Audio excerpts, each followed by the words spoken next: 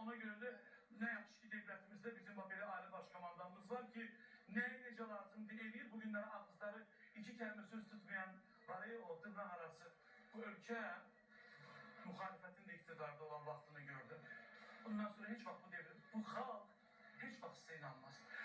İlde 3 dəfə seçkiler olsa 90%'den yukarı Cənab Prezident kazanacak. Bilirsiniz niye? Görünen bağa bələdçi lazımdır. O kişi ordusuna güvenerek 200 yıl hiçbir Türk dili devletlerde bir santim torpaq da alınmamıştı. Aldı, ne Rusuna baktı, ne Fransızına baktı. Ona göre de Allah onu korusun. Çıkıp boş boş danışmayın. Bu günleri falan şey böyle gitti, falan şey. Siz niye baktın deylemezsin? Niye elemez? Bu onları sağla getirdik. Arasında yaşıyordum. Bir nazirimiz var, şimdi haricdedir. Özüm o boydaydı, görüştüğü rəqqasə 3 metr özündən böyüydü. Mən 47 yaşım var. Silahla gəzirdiği ölkədə özbaşlanıq edirdi. İndi olmaz ama, görürsünüz.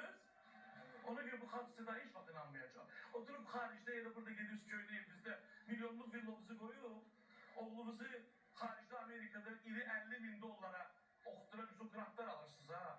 Fadıl cemaatimiz demek siz kesipsiz durmayı bile qabağında oturdunuz. Hay Allah internetinizi kessinler. Ne zaman biz yaşıyoruz interneti kessinler. Gelip bir en düz olun altına bir telefon alıp oradan da internet götürmüyor olur. Ona göre bu cemaate yalanlar danışmayın.